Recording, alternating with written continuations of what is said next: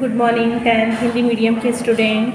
आज हम सामाजिक विज्ञान में लोकतांत्रिक राजनीति में अध्याय 2 संघवाद का आगे का भाग पढ़ेंगे। इसके पहले वाला भाग हम क्लास में कर चुके हैं, हम इसे अब कंटिन्यू कर रहे हैं आगे कि भारत में संघीय व्यवस्था किस प्रकार से है। बेल्जियम और श्रीलंका जैसे छोटे देशों को भी अपने यहाँ की विविधता को संभालने में बड़ी मुश्किलें आती हैं। ये तो हमने देखा ही है कि किस तरह से बेल्जियम और श्रीलंका में संघात्मक शासन प्रणाली कैसे कार्य करती है। तो भारत जैसे विशाल मुल्क में यह काम कितना मुश्किल होगा। ये तो हम सभी जानते हैं कि भारत एक बड़ा देश है, विशाल देश है। यहाँ पर सभी धर्मों को, भाषाओं को मानने वाले लोग रहते हैं। हमारे देश में सत्ता की साझेदारी की क्या व्यवस्था है, ये भी हम अध्याय 1 में पढ़ चुके हैं। संविधान से ही शुरू करें तो एक बहुत ही सुखद और रक्त रंजित विभाजन के बाद भारत आज़ाद हुआ। जब 1947 में भारत आज़ाद हुआ था तो कितना खून खराबा हुआ था। रक्त रंजित विभाजन इसीलिए कहा गया है कि कितने लोग शहीद हुए थे, उसमें कितने लोग मारे गए थे और कुछ लोग तो ऐसे थे जिन्होंने कुछ गुनाह ही नहीं किया था। बेगुनाहों को उस समय बहुत ज़्यादा प्रताड़ित किया गया था और तब जाके हमें आज़ादी मिली थी। और आज़ादी भी ऐसी मिली कि एक पूरे मुल्क का, एक पूरे देश का बंटवारा हो गया। एक हिंदुस्तान और दूसरा पाकिस्तान में विभाजन हो गया।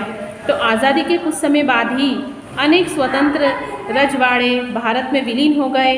भारतीय संविधान ने भारत को राज्यों का संघ घोषित किया। इसमें संघ शब्द नहीं आया, पर भारतीय संघ का गठन संघीय शासन व्यवस्था के सिद्धांत पर ही हुआ है। हमने ऊपर संघीय व्यवस्था की जिन 7 विशेषताओं का जिक्र किया था, उन्हें हम फिर से एक बार देख लेते हैं कि ये सभी बातें भारतीय संविधान के विभिन्न प्रावधानों पर लागू होती है।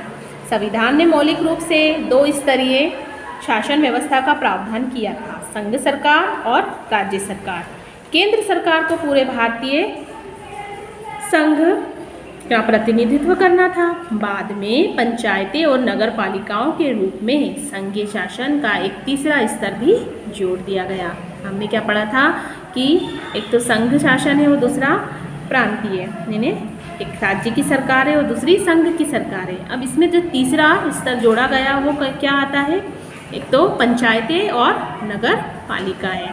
किंतु देखा जाए तो ये सभी मिलकर कार्य तो करते हैं, लेकिन किसी भी संघीय व्यवस्था की तरह अपने यहाँ भी अलग 3 स्तरों की शासन व्यवस्था है, अलग अलग अधिकार क्षेत्र है।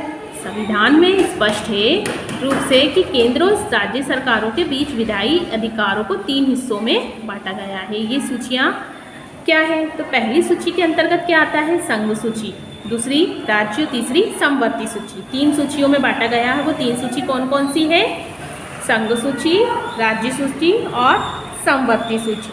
संघ सूची के अंतर्गत क्या आते हैं, प्रतिरक्षा, विदेशी मामले, बैंकिंग, संचार, मुद्रा जैसे राष्ट्रीय महत्व के विषय आते हैं। इसमें ये पूरे देश के लिए इन मामलों में एक तरह की नीतियों की जरूरत होती है। इसी कारण इन विषयों को संघ सूची में डाला गया है। संघ सूची में वर्णित विषयों के बारे में कानून बनाने का अधिकार सिर्फ केंद्र सरकार को है। राज्य सूची में पुलिस, व्यापार, वाणिज्य, कृषि, सिंचाई जैसे प्रांतीय स्थानीय महत्व के विषय हैं। राज्य सूची में वर्णित विषयों के बारे में सिर्फ राज्य सरकार को ही कानून बनाने का अधिकार है। राज्य सरकार ही इस पर कानून बना सकती है। समवर्ती सूची में शिक्षा, वन, मजदूर, संघ, विवाह, गोद लेना और उत्तराधिकार जैसे विषय आते हैं, जो केंद्र के साथ राज्य सरकारों की साझी दिलचस्पी में आते हैं। इन विषयों पर कानून बनाने का अधिकार राज्य सरकार और केंद्र सरकार दोनों को ही है। जो समवर्ती सूची के अंतर्गत विषय आते हैं वो क्या है, शिक्षा, वन, मजदूर, संघ, विवाह, गोद लेना और उत्तराधिकारी के।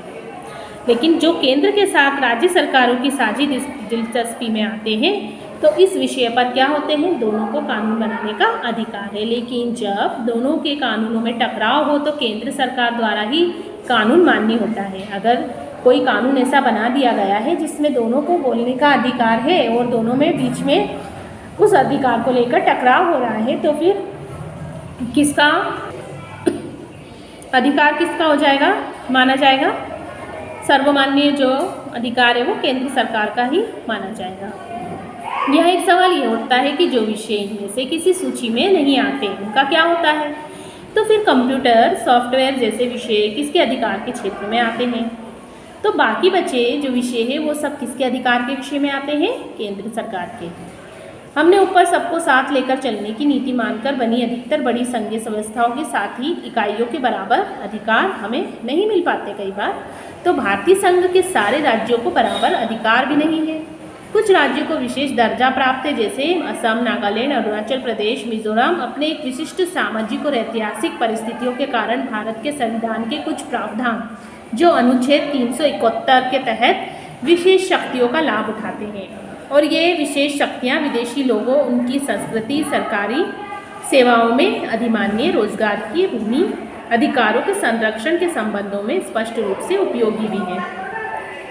देखा जाए तो भारतीय संघ की कई इकाइयों को बहुत ही कम अधिकार प्राप्त हैं। ये वैसे छोटे इलाके हैं जो अपने आकार और के चलते स्वतंत्र प्रांत नहीं बन सकते।